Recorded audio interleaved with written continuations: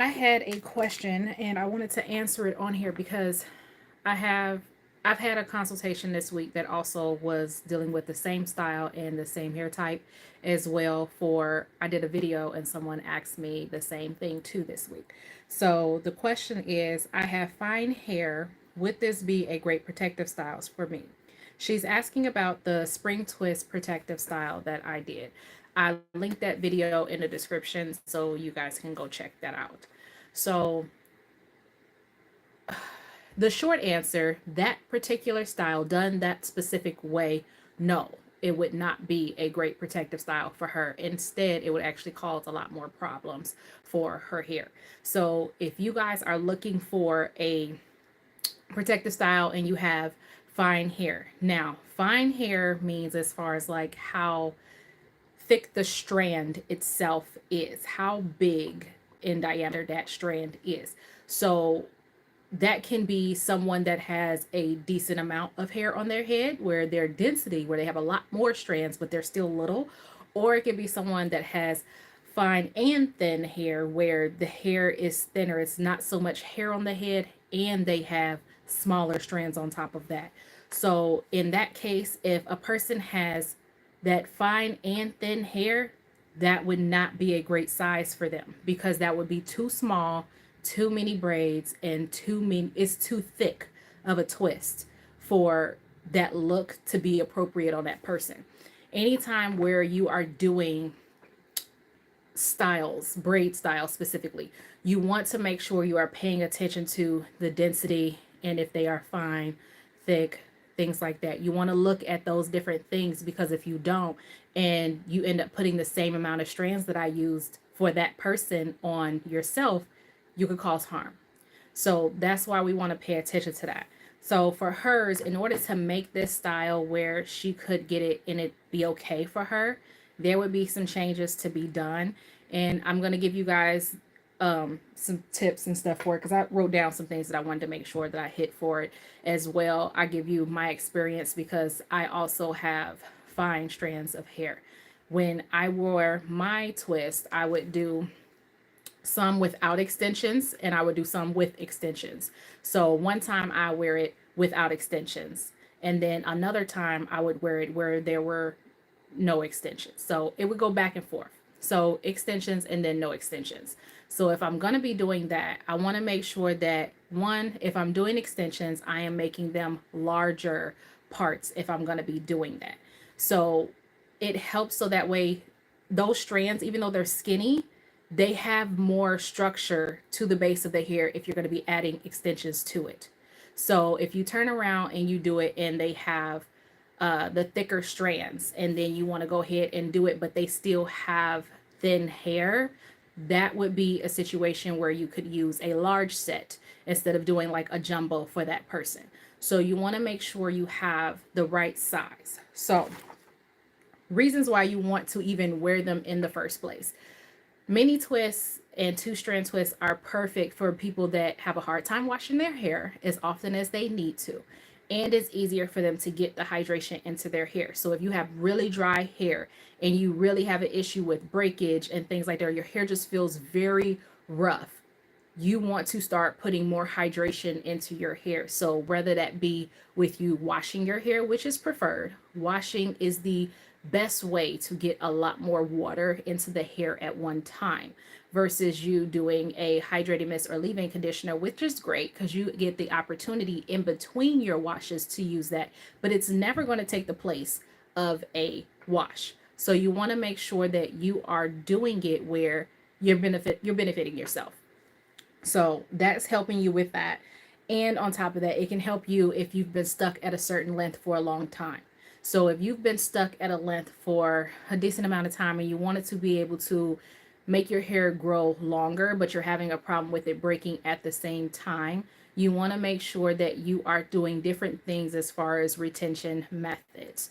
Retention methods would include making sure that you have a good hydration method going on as far as your washing process, your in between wash process. You want to make sure that you're moisturizing. You want to make sure that you're not doing styles that are too tight or too small. So this would be one of those styles that you can hit all of those and still get your hair to grow longer because it's getting that proper hydration. So a lot of people on why they struggle with this style. The very first thing a lot of people say is my hair is just, it's not thick enough for that. I can't wear that. My hair doesn't look full. They don't feel like it's suitable for them. Those type of people that experience that, it's because they're so used to wearing those styles where it's really heavy. It has so much volume to it. So if you're used to having that much hair and you've never done any type of flat styles, you can feel very awkward going into that type of stage when you're doing mini twists on your hair with just your natural hair. So what could happen is you could do either updos for that type of situation to make it not feel as if it's so flat. You could also add boho pieces to your hair. So instead of it being where you're adding extensions to the actual two-strand twist, you can do some boho pieces in there that can make it look more volume, but you're not adding weight to your actual twist. You're not putting any extensions onto your twist. So it can help you get that bigger look, but still keep the integrity of your hair. So that would be something to help you if you feel like it's not enough volume and your hair feels too thin for that style. You can also add different accessories and charms to it. So if you're one of those people where you like to use the bands and things like that on your hair, you can do headbands as well. A lot of people where they have that thinner feel, they were like, okay, I will do a headband or something to make it feel better for them. Accessorize to make it either fit your look that you're wearing for the day or just because you feel more comfortable that way. Um, Also, so with doing these, a lot of people go to do their edges and stuff a whole lot more. When you are doing mini twists, you got to understand why you did it. If you're doing mini twists because somebody else did and you just thought it looked cute, that's different. You may not care so much as making sure that you are doing your edges the way that you should versus someone who's chosen this style because they are trying to improve the integrity of their hair. So if they're going to do that, which means your edges do not need to be laid all the time. So if you're going to have it where your edges are not laid all the time, you would make sure that you are doing things the right way.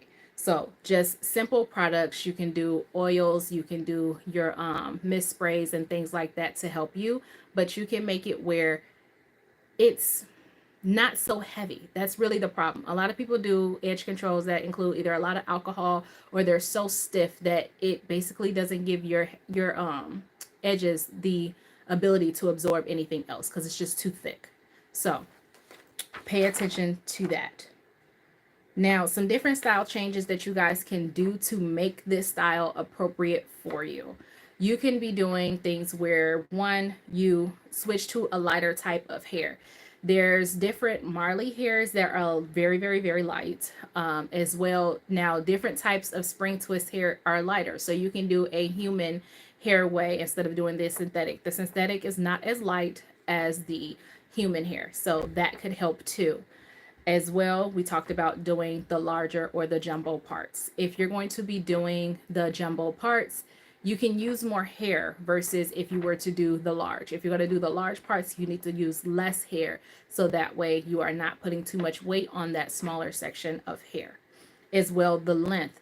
Don't go really long. The length that I had did in that video that I linked in the description, that would be about the length that you want to go. You want to do about that shoulder length. Going waist length and all of that with twists for it to actually be helping your hair is the wrong way to go.